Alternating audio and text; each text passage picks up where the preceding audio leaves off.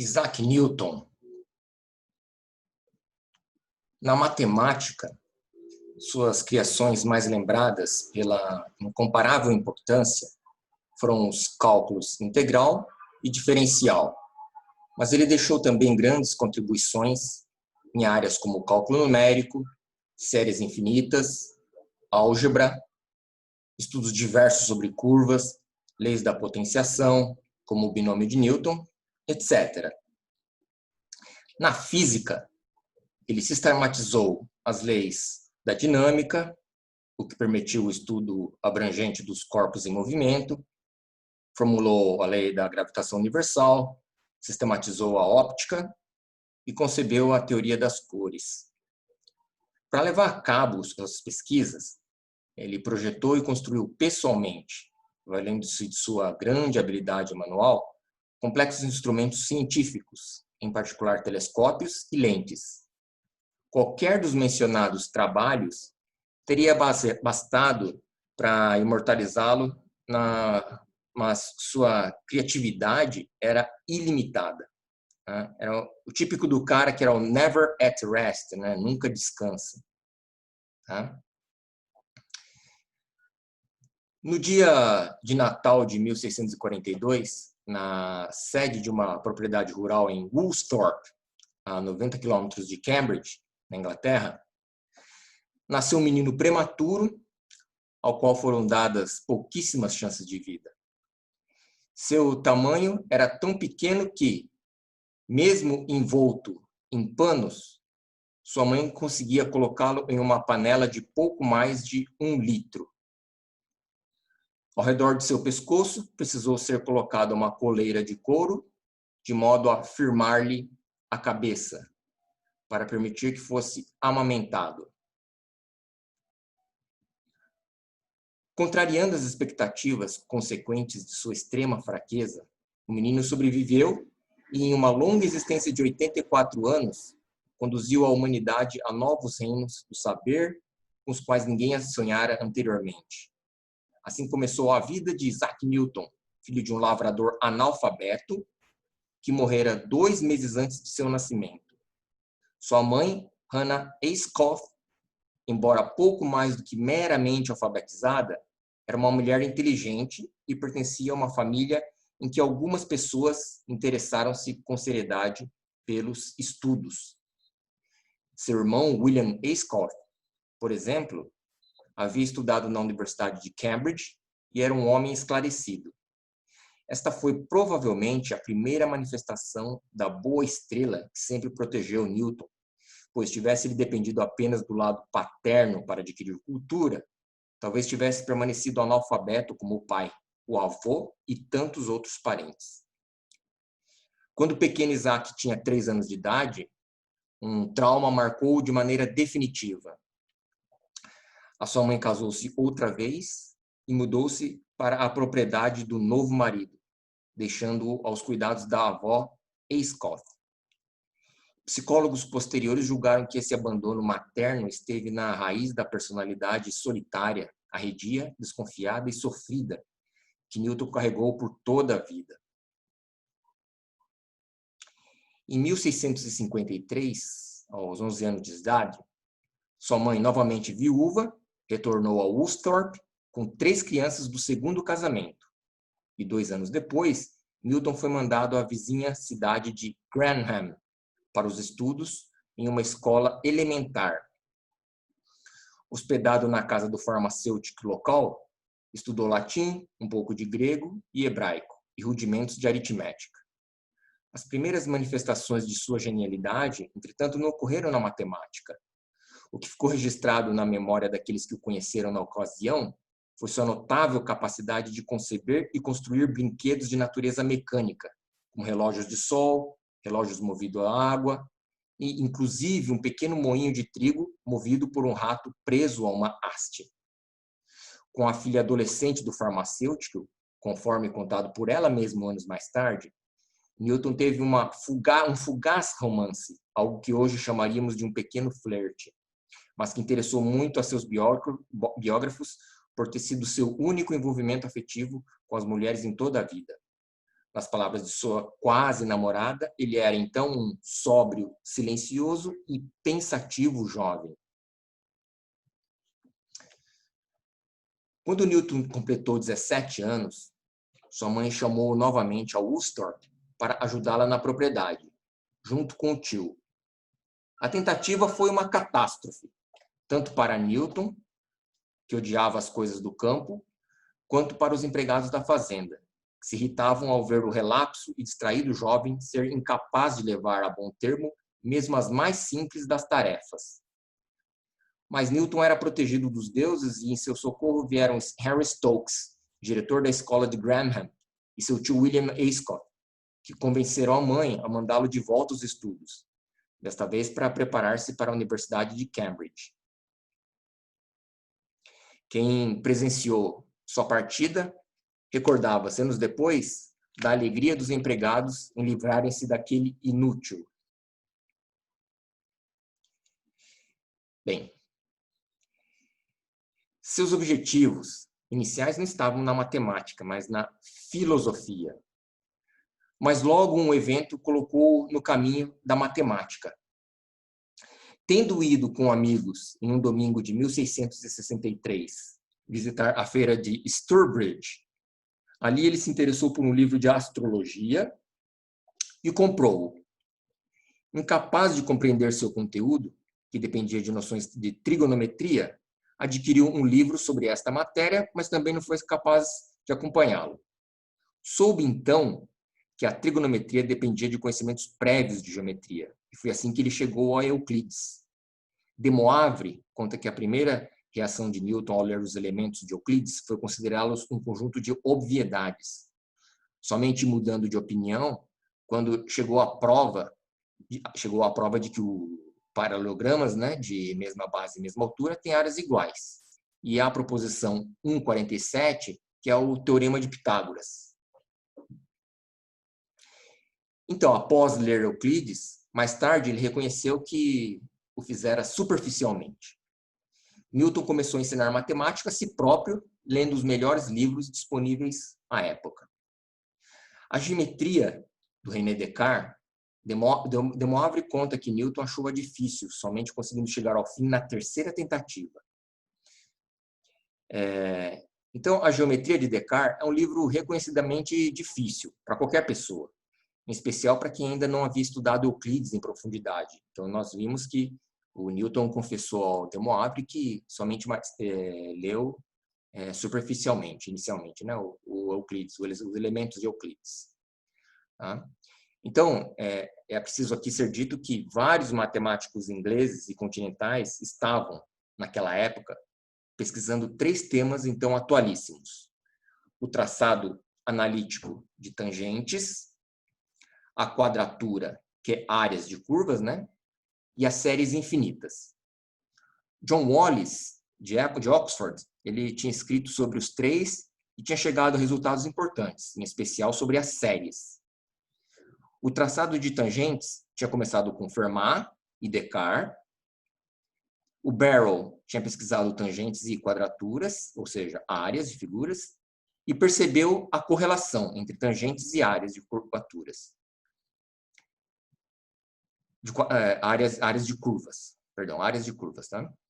Fermat, Cavalieri, Wallis e outros já haviam descoberto rudimentarmente as áreas de algumas curvas, tá?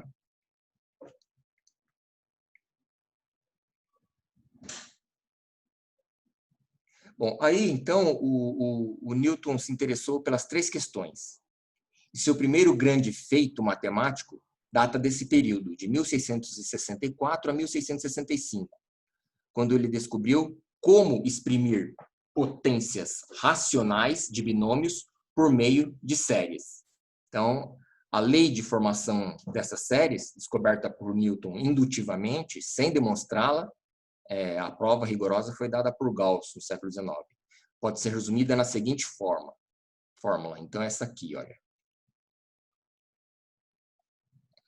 Está aqui, ó.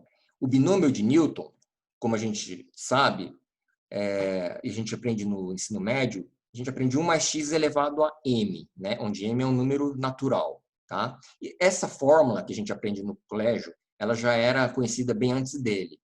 O que o Newton fez foi generalizar para expoente m sobre n, ou seja, um m inteiro e um n inteiro diferente de zero, tá? Então, um racional, tá? Então, esta é a fórmula, tá? Desenvolvida pelo Newton. Então, como eu disse, o m e o n são inteiros, positivos ou negativos, tá? Então, vamos dar um zoom aqui.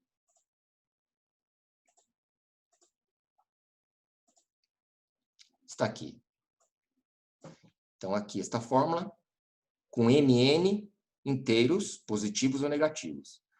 Somente quando a relação m sobre n é um inteiro positivo, a série tem um número finito de termos. Tá? É o que a gente sabe do binômio de Newton do colegial. E ela coincide com o que já foi estudado por matemáticos chineses da Idade Média, por Cardano, Tartaglia e Pascal. Agora, quando m sobre n for negativo, inteiro ou não, ou um número positivo fracionário, a série torna-se infinita.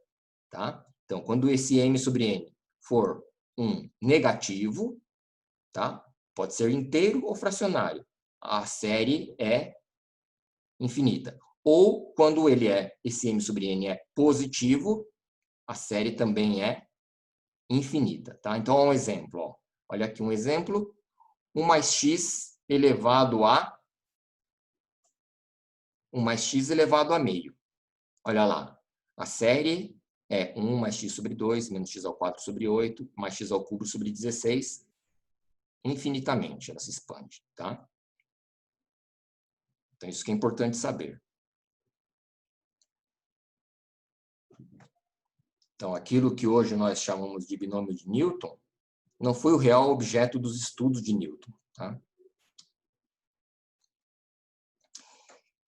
Em 1665, pesquisando o traçado de tangentes, ele criou seu método das fluxões, que nada mais é do que aquilo que hoje chamamos de cálculo diferencial. Então, fluxão, para o Newton, é derivada. Tá? Fluxão é o nome dado por ele à atual derivada. Então, o grande feito de Newton nesse campo foi sistematizar em uma teoria geral os casos particulares de traçados analíticos de tangentes que já vinham sendo encontrados por outros havia décadas. Tá? Então, nós vimos lá, por exemplo, Fermat, né? No curso anterior. Na aula anterior. Tá? Em maio de 1966, ele estabeleceu os conceitos e as bases do cálculo integral, que ele chamou de método inverso das fluxões. Então, como nós vimos, fluxão para ele é derivada. Então, o método inverso das fluxões, ele chamou, que agora se chama integral. Tá? Então, esse nome mostra que Newton enxergou o que ilustres predecessores como Fermat, Cavalieri, Wallace, etc., não haviam enxergado, que o traçado de tangentes, ou seja, pela derivação, e a área de curvas, que é a integração, são operações inversas uma da outra. Então, isto que é importante, tá? O traçado de tangentes, que é obtido pela derivação, e áreas de curvas, que é obtido por integração, são operações inversas uma da outra, tá?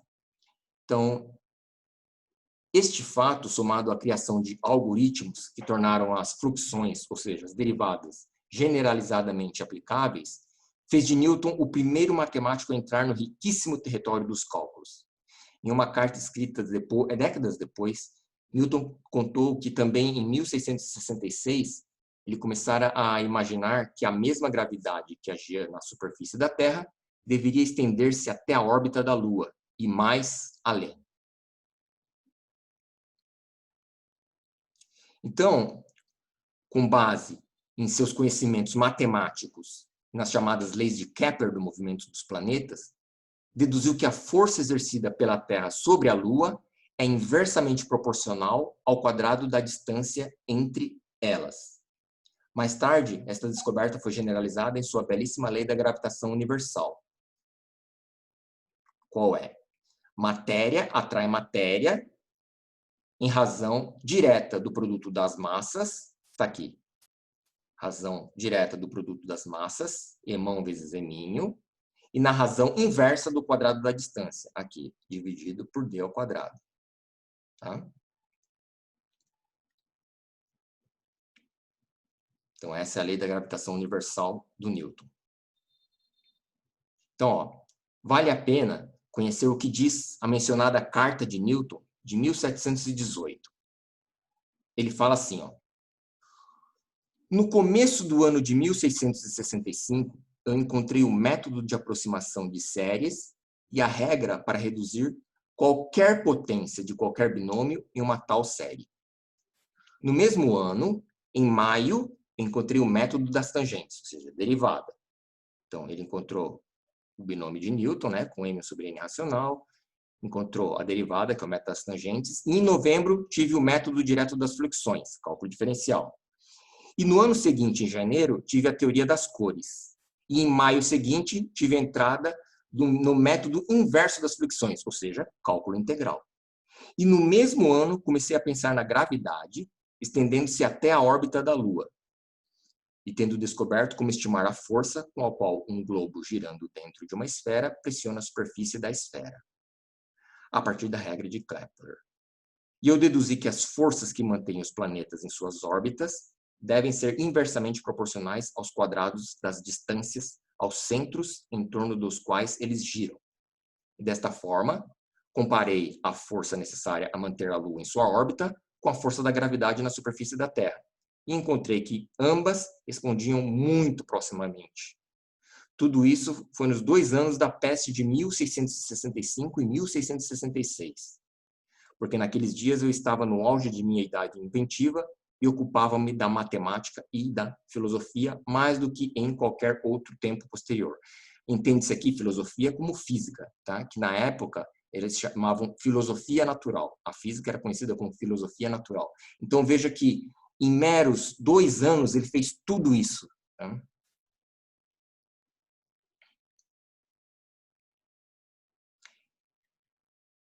Então este é o grande Newton.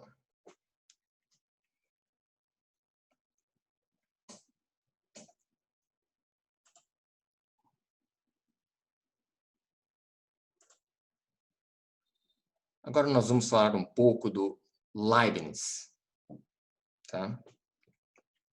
Então, Leibniz foi contemporâneo do Newton. O Leibniz nasceu em Leipzig, na Alemanha, em 1646, e faleceu em Hanover, em 1716.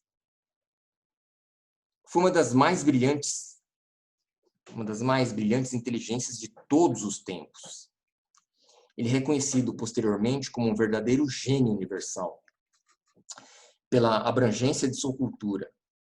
Leibniz foi jurista, diplomata, estudioso da teoria política, filólogo, filósofo, historiador, lógico, geólogo, teólogo, inventor de uma máquina de calcular e matemático de altíssimo nível. Entre 1672 e 1676, então um jovem diplomata, viveu em Paris e tornou-se amigo de Christian Huygens, um holandês radicado na Cidade da Luz, Paris, e um dos mais renomados físicos matemáticos de todos os tempos. Na verdade, na época, tá? O Huygens era da época.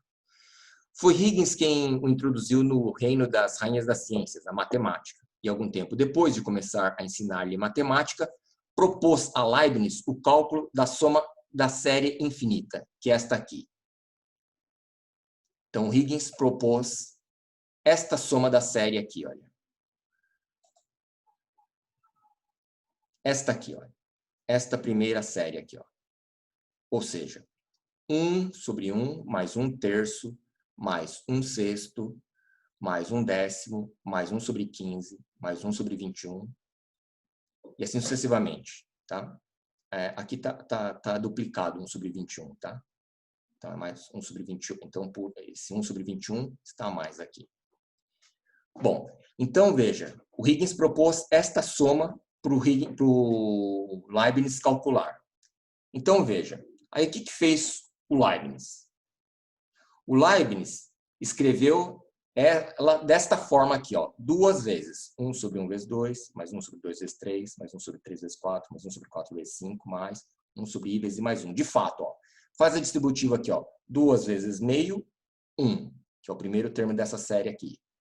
2 vezes 1 sobre 2 terços, 1 terço, porque o 2 no numerador, corta com 2 no denominador, tá? Só 1 terço. 2 vezes 1 sobre 3 vezes 4. Ora, o 4 simplifica com 2, então dá 1 sobre 2 vezes 3, que é 6. 1 sexto. Está aqui. Aqui, multiplica aqui. 2 vezes 1 sobre 4 vezes 5. Dá 1 sobre 2 vezes 5, que é 1 décimo. Tá? Então, ele escreveu desta maneira a soma aqui. Ó. Escreveu a soma dessa maneira. Mas esta soma, até a iésima parcela, né? Então, veja. Ele escreveu assim. Aí, o que ele fez? Olha. 1 menos meio é meio, que é este aqui. 1 menos meio é meio. Então, meio é 1 menos meio. Agora, meio menos 1 terço, tirando o mínimo, é 1 sobre 2 vezes 3. Está aqui. Então, este é este. 1 terço menos 1 quarto é 1 sobre 3 vezes 4, tirando o mínimo. E assim sucessivamente. Então, veja, ele chegou nesta série aqui, olha. Nesta série aqui, embaixo. Agora, percebe que nesta série eu posso cancelar menos meio com mais meio, menos 1 terço com mais 1 terço, menos 1 quarto com mais 1 quarto. Só vai sobrar aqui dentro o 1 e o último lá, ó, que é o menos 1 sobre i mais 1.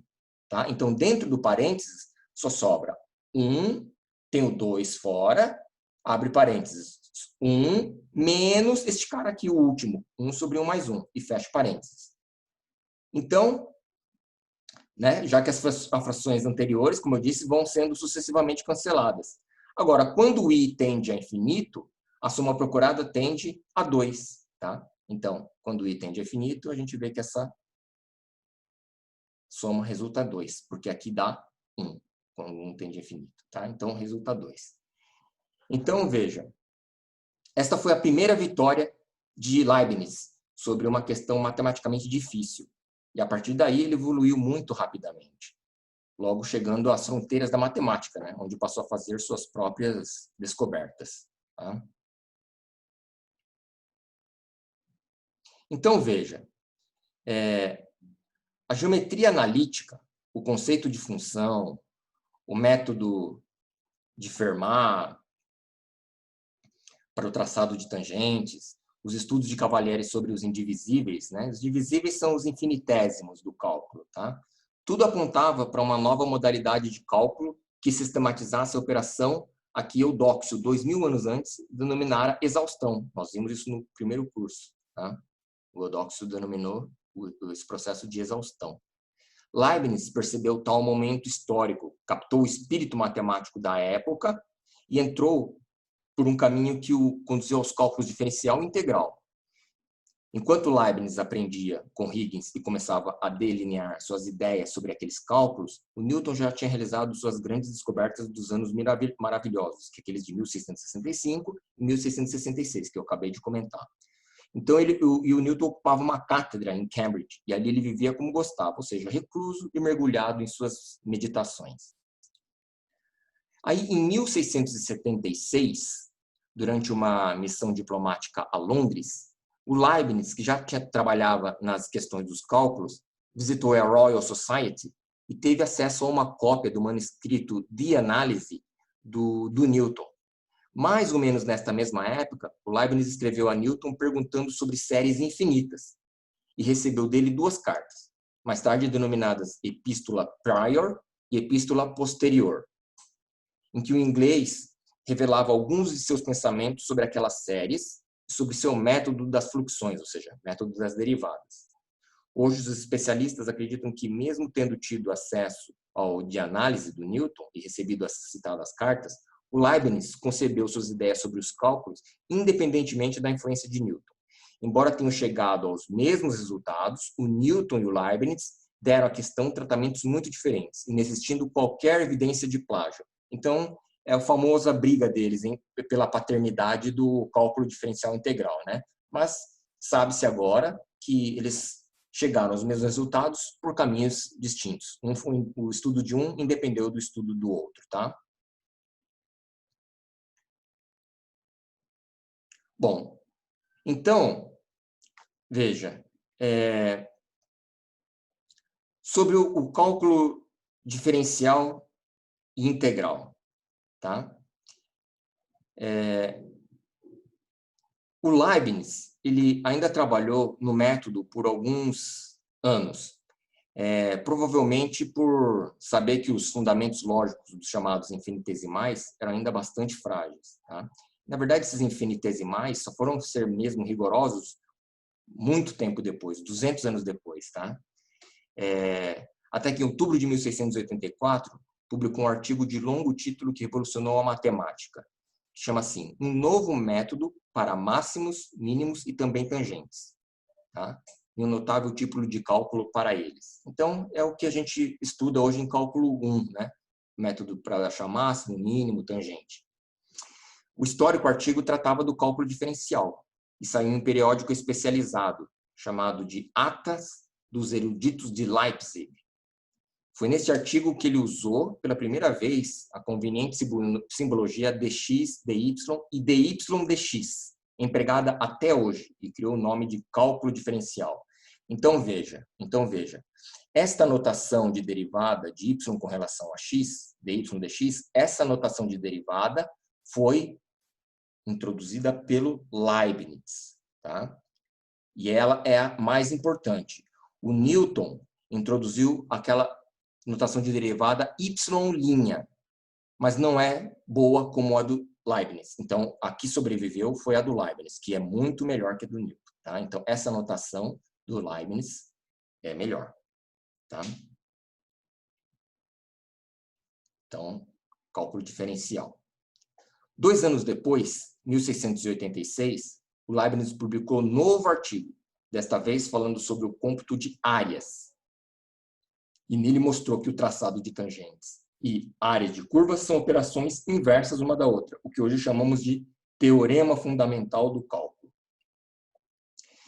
De início, o Leibniz denominou sua descoberta de cálculos sumatórios, sumatórios de somatória.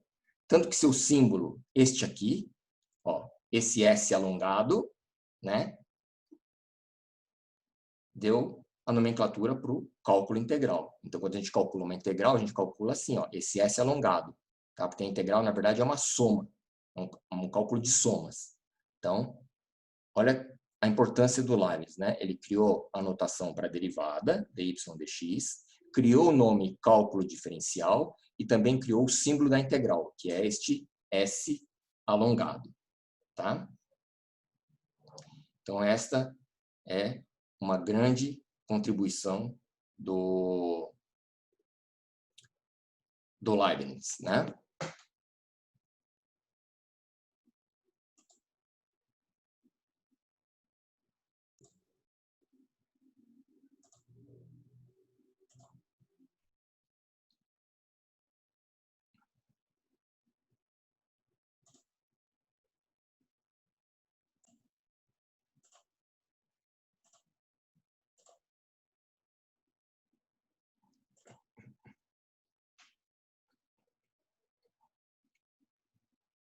Bom, então vamos falar um pouco da família Bernoulli, tá? Em particular, nós vamos falar do Jacques Bernoulli e do Jean Bernoulli. Bom, importantes campos novos da matemática, como cálculo, a geometria analítica e a teoria das probabilidades, despontaram em sua forma moderna no século XVII, né? Conforme vimos, século XVII é o Newton e o Leibniz. E também a família Jacques Bernoulli, que é de 1654 a 1705, então século XVII, e o Jean Bernoulli, 1667 a 1748, século XVII e XVIII, tá? Então eles eram quase contemporâneos do Newton, um pouco mais novos, tá? Bom, então, mas obviamente, considerando inclusive o estágio da matemática na época, de maneira incipiente e até meio tosca, né? Explorar as potencialidades desses campos, né? e fundamentá-los seria uma tarefa longa. E já no século XVII, esse trabalho se inicia revelando nomes de grande talento matemático, como os irmãos Jacques Bernoulli e o Jean Bernoulli, da Basileia, na Suíça. Bom, um pouquinho da história da família Bernoulli. A família Bernoulli pertencia à burguesia comercial da Basileia, onde tinha se fixado, vinda em fuga da Antuérpia no final do século XVI, após essa cidade ter sido conquistada pela Espanha católica. Cerca de meio século depois, por alguma mutação difícil de explicar, a família começou a produzir cientistas de maneira talvez inédita na história da humanidade. Só matemáticos, até a primeira metade do século XIX, contam-se nada menos que 13, mas possivelmente nenhum tenha superado em brilho os irmãos Jacques e Jean, já citados. Então, vocês veem aqui, ó, o patriarca é o Nicolaus, tá? Aí eles têm o Jacques, o Nicolaus I e o Jean. Então, os irmãos Jacques, este aqui, e o Jean, este aqui. Aí o Nicolau I teve o Nicolau II. E aí o Jean teve o Nicolau III, Daniel I e o Jean II. Tá? O Jean II teve o Jean III, Daniel II, Jacques II. E o Daniel II teve o Christophe, e o Christophe teve o Jean Gustave. Tá? Então, indo aí até o século XIX, né? Percebe? Século XVII, que é o patriarca, 1623, até o século XIX, 1863, quando morre o Jean Gustave. Então, é muito tempo, né? 240 anos de linhagem matemática numa família é bastante tempo, né? Tá? Então, esses são os Bernoulli matemáticos, a árvore genealógica deles. Bom, o Jacques, ele graduou-se em teologia em 1676, na Universidade da Basileia, atendendo aos desejos do pai. Os seus próprios desejos aparecem no lema que posteriormente adotou. Ele fala assim: estudo as estrelas contra a vontade de meu pai. Assim, entende-se por que desde os tempos de estudante ele dedicava o melhor de seu tempo à matemática e à astronomia. De 1676 a 1682, percorre a França, Inglaterra e Holanda para se atualizar cientificamente. E na volta à Basileia, fundou uma escola de matemática e ciência. 5 anos depois, assumiu a cadeira de matemática da universidade local, onde ficou até a morte. No que se refere ao cálculo, o Jacques o estudou na forma idealizada por Leibniz. Tá? Então, o Jacques era muito próximo do Leibniz, sendo, aliás, um dos primeiros matemáticos a dominar os artigos em que este lançou as bases de suas ideias sobre o assunto. Ao contrário de Newton, Leibniz era aberto à troca de informações científicas, com que conseguiu muitos seguidores e correspondentes, entre os quais o Jacques, conforme falamos. Dentre as múltiplas contribuições de Jacques à matemática, talvez a que o tenha tornado mais conhecida seja o seu livro A Arte de Conjecturar. Está aqui. A Arte de Conjecturar. Vamos dar um zoom aqui.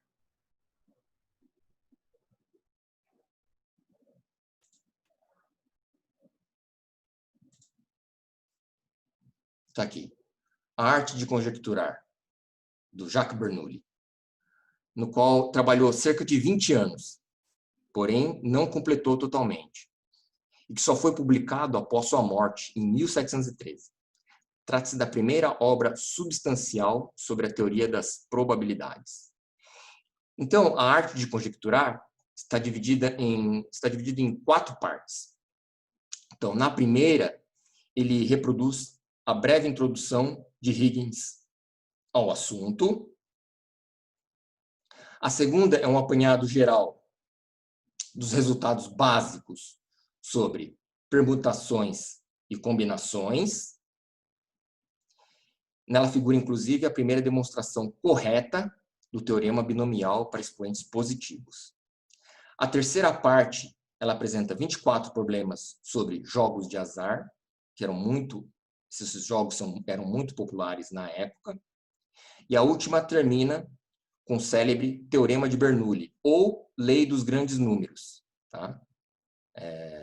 Então, recordando que é a Lei dos Grandes Números, que eu comentei, né, no curso passado, né? Por exemplo, você joga uma moeda 5.000 vezes. O que diz a Lei dos Grandes Números? Que por volta de 2.500 dessas são caras e por volta de 1.500 dessas são coroas, tá? Então, para que intuitivamente, qual é a probabilidade de obtermos cara e coroa? Ora, meio para cara, meio para coroa, tá? Teoricamente, certo? Mas isto é verdade experimentalmente quando a gente realiza o quê? A lei dos grandes números. Tem que jogar muitas vezes, para que a probabilidade de cara comece a convergir para os 50%, meio, tá? Claro, porque se você jogar, por exemplo, 3 vezes só a moeda, pode sair 3 vezes cara. Então, a probabilidade de sair cara deu 100% e a de coroa deu 0.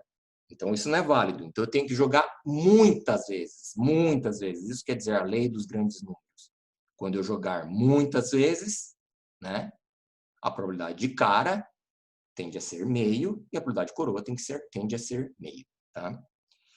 Só que Jacques não viveu para incluir nela as aplicações à economia e à política que tinha em vista. Tá? Então, esse é o famoso Jacques Bernoulli. Um pouquinho do Jean Bernoulli. O Jean Bernoulli, segundo os planos de seu pai, deveria sucedê-lo à testa dos negócios da família. Contudo, sem vocação comercial, conseguiu dissuadir o velho de suas intenções, concordando em fazer medicina, mas simultaneamente era orientado pelo irmão Jacques para o caminho que aspirava a trilhar, o da matemática e das ciências físicas. Então, tanto quanto Jacques, logo dominou os métodos do cálculo de Leibniz, tornando-se um dos maiores expoentes e divulgadores do assunto em sua época. Após 10 anos como professor de matemática da Universidade de Groningen, na Holanda, em 1705, sucedeu o falecido irmão na Universidade da Basileia, onde também ficou até sua morte. Então, um episódio que marcou a vida de Jean foi seu relacionamento com o Marquês de L'Hôpital. Então, a gente sabe que tem a regra de L'Hôpital, né? É devido a esse Marquês de L'Hôpital. Então, a regra de L'Hôpital é do cálculo 1 lá. Então, vamos ver o relacionamento do Jean com esse Marquês de L'Hôpital.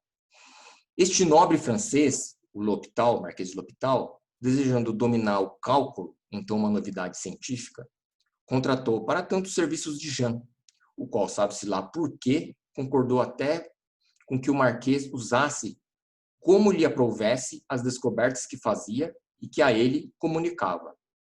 Então, ele comunicava tudo para o Marquês de L'Hôpital e concordava em tudo o que ele pedia para ensiná-lo.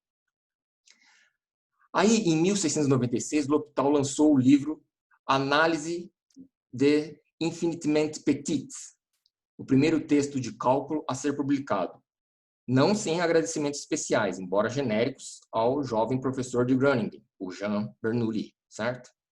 O livro teve muito sucesso, o que chegou a envaidecer o Jean. Mas este, após a morte do autor, ou seja, do Marquês de L'Hôpital, passou a reivindicar a paternidade de boa parte do conteúdo do livro. Tudo indica que com razão. Por exemplo, como eu disse, o teorema sobre limites de quocientes, conhecido hoje como regra de L'Hôpital, muito provavelmente é de Jean Bernoulli. Então, a matemática, que foi um elo de ligação a mais entre os irmãos Jacques e Jean, acabou por estremecer as relações entre ambos, dado o zelo com que se empenhavam em suas pesquisas. O pivô da desavença entre ambos pode ter sido o problema da braquistócrona, nome que é derivado das palavras gregas menor e tempo. Ou seja, o que é isso? Então, quer dizer, com que a certa altura o Jean desafiou a comunidade matemática do mundo. Então, é o problema da braquistócrona que o Jean desafiou essa comunidade matemática, né, do mundo e entrou em desavença com o irmão dele, Jacques. Então, o que trata essa braquistócrona, que é o menor tempo? Deve-se encontrar a curva que uma partícula descreve para descer sob a ação da gravidade, no menor tempo possível de um ponto A a um ponto B, não diretamente abaixo de A. Quer dizer, não é jogar A, não é só segurar em A e ela cair em B, na vertical. Não. Devia encontrar a curva que uma partícula descreve para descer sob a ação da gravidade, sem esse caso, tá? de uma queda livre. Então, a solução do problema é o arco da cicloide invertida, unindo A com B. Então, a cicloide é a curva descrita por um ponto de uma circunferência que roda sem deslizar sobre uma reta, né? Então, recordando, né? Recordando, tá aqui, esta aqui é a cicloide invertida, tá? Então, vamos supor que aqui seja o ponto A e aqui seja o ponto B. Aqui seja o ponto B. Então, esta é a curva em que a partícula leva o menor tempo para percorrer sob a ação da gravidade, tá? Sem ser a queda livre, tá? Então, seria este aqui. Essa cicloide invertida. Então, tá aqui, o problema da braquistócrona, do Jean Bernoulli. Bom, então, sobre esse problema da braquistócrona, somente 5 matemáticos da época chegaram a essa resposta acertadamente, tá? Que é a cicloide invertida, que é essa aqui, essa figura que nós acabamos de ver. Quais foram eles? O Newton, o Leibniz, L'Hopital e os irmãos Bernoulli. Segundo algumas versões, a resolução inicial do Jean não era satisfatória, o que teria levado a tentar usar de alguma maneira a do irmão. Daí talvez o atrito entre os dois. Mas a sua solução final, além de original, tinha um alcance maior que a do Jacques, sendo considerada, inclusive, o ponto de partida de um novo ramo da matemática, que é o cálculo de variações.